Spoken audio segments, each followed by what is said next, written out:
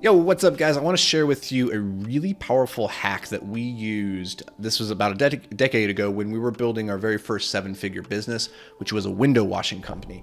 And we managed to scale to seven figures in about the first 12 months, washing windows, which is a whole lot of windows. And one of the things that really helped us do that, well, let me rewind. This is going to work regardless of what industry you're in. Also, it's critical that you do this step. In the beginning, getting customers is hard. You're going to be out there grinding. You're going to be knocking on a lot of doors. You're going to be sending a lot of cold emails, cold DMs. You're going to be creating all your organic content. There's all sorts of different ways you can get leads, and it's going to be hard in the beginning. But once you get those leads, you need to do a very particular thing with them.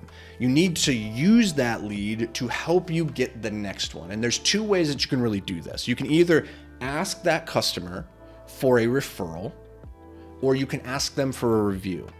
I don't recommend doing both, but those are the two things that you should be doing after you've fulfilled on the service, is saying, hey, do you know of anybody else? Would you be willing to make a connection? And if so, I'll give you a discount, or I'll give them a discount if they end up using me. That's very powerful because now you can turn one customer into two.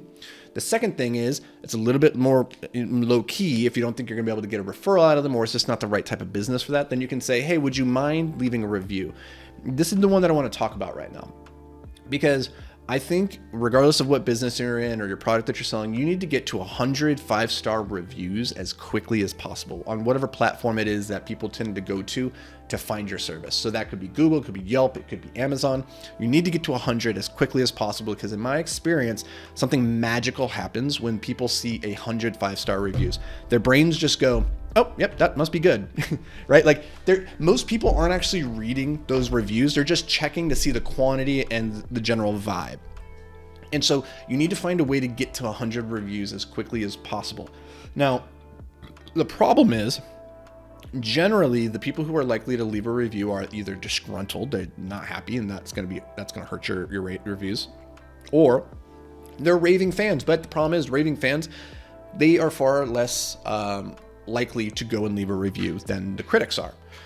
So you need to be proactive. And the strategy that we used, in full disclosure, this strategy is not condoned by Yelp or Google. They say don't do this. But in my experience, in the beginning, when you're starting your business, you're better off breaking the rules and getting traction than you are just playing by the rules and waiting for it to organically happen, because truth is, nobody's organically going to go and leave a Yelp review and a Google review. It's going to be very few and far between. It's just going to be hard for your company to grow.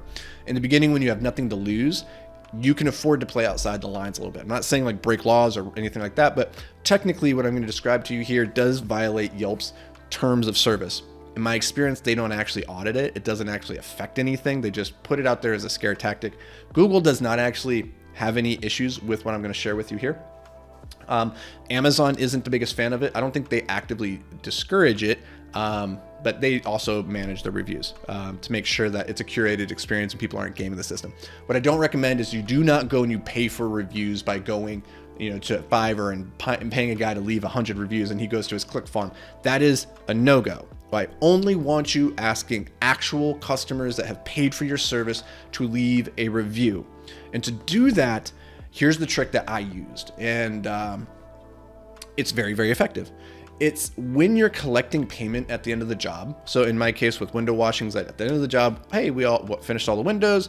Let's walk around. Let me know what you think. See if there's any problem spots. We can fix it for you before we take off. Cool, good to go. It's going to be $250, but hey, actually, I'll make you a deal. If you could do me a favor and just go to Google right now and just drop a review. It doesn't have to be a 5-star. Just tell me, just leave a review of your honest experience, no pressure. I'll just knock off 10% of the bill right now if you just pop open the app and do that. Most people, when you phrase it like that, hey, no pressure, doesn't have to be a 5-star, just anything is going to help us grow, truly. Most people are going to be willing to help you out because they understand oh yeah, this is important. If you did a good job, you went around the product with them, made sure that they were actually satisfied with it, most people are going to be happy to do that. And what happens when you do it right at that moment, when you're collecting payment at the very end, it's a one-time offer, you've introduced urgency and scarcity. And that, coupled with you physically standing in front of them, means that there's a high in conversion rate. And so I found this to be a very, very easy way to get to 100 reviews very, very quickly. Once I got there, now it was no longer a matter of asking people quite so actively. Anything that comes in above that, I think, is nice. But the difference between 100 5-star reviews and 150 or 200 in the consumer's mind, I don't think it really plays a factor. But there is something magical that happens once you get over 100. So the goal is to get that social proof as quickly as possible. And I think if you work harder for the review than you do the sale, it's only a matter of time, then you have more sales than you can handle. So go use this strategy, go implement it right now, because it's been very, very effective in all my businesses. So hope you got some value out of this. As always, guys and gals, I appreciate you being here. I'll catch you tomorrow, but until then, stay hyper focused, my friends.